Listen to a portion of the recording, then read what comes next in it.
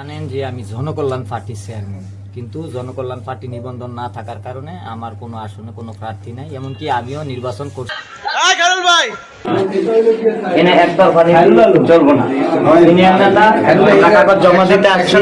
ঠিকঠাক মতো যদি জমা দিতে না পারি, সহযোগিতা না পাই, তাহলে আমরা নির্বাচন বয়কটের ডাক দিব।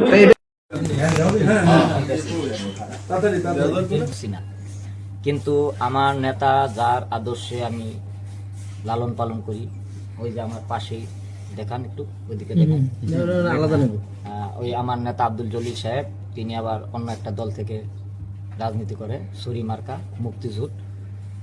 সেই মুক্তিজোট থেকে সরি মার্কা থেকে তিনি প্রতি বরাদ্দ পেয়েছেন, এখন জমা দেওয়ার জন্য আসছি ডিসি অফিসে।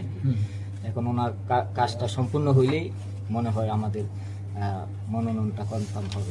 সরি মার্কার আবুল আয়েস মুন্না সাহেব চেয়ারম্যান, তিনি বলতে পারবেন যে সারা বাংলাদেশে কতগুলো প্রার্থী এখনো পর্যন্ত জমা দিয়েছে, কিন্তু আমরা এককভাবে আমাদের এখানে আমার নেতা আব্দুল জলিল সাহেব সরি মার্কার মুক্তিযুদ্ধ থেকে, সরি মার্কা মানে লাঠি মার্কা আর কি, অনেকে বোঝে না, লাঠি বয়স্ক লোকের লাঠি মার্কা, এই মার্কা থেকে আমার নেতা আব্দুল জলিল সাহেব, যার কাছে আমি বিগত 11 সাল থেকে রাজনীতি শিখতেছি, তিনি নির্বাচন করবেন বিদায় তার পিছনে আমি আসছি আর কি, মনোনয়ন জমা দেওয়ার জন্য, তার মনোনয়ন জমা দেওয়ার জন্য।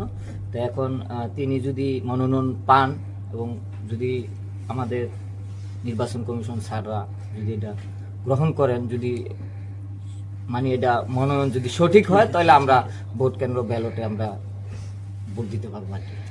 আমি তো দুর্নীতি করতে পারবো না, 124টা অফিস নেওয়ার ক্যাপাসিটি আমার নাই, সেই সুবাদেই আমার দল নিবন্ধন হয় না।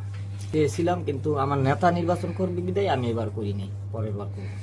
কোনো বহির প্রভাবের কারণে তারা ঠিক মতো কাজ করতে পারতেছে না, আমাদের সময় লস হইতেছে প্রথমত, দ্বিতীয়ত তারা যে আমাদের ঠিক মতো কাগজগুলো কমপ্লিট করে দিব সেই সিস্টেমও লস হইতেছে আর কি। তাহলে এখন আমার মনে হইতেছে, আমি যত অনুমান করতে পারতেছি, মনে হয় সরি মার্কা মনে হয় 300 আসনে যেই প্রার্থীগুলো পাঠাইছে জায়গায় জায়গায় সারা বাংলাদেশে বিভিন্ন ডিসি অফিসে, আমার মনে হয় সরি মার্কার অনেকেই মনে হয় বাদ পড়ে যাবে আর কি, এই জটিলতার কারণে।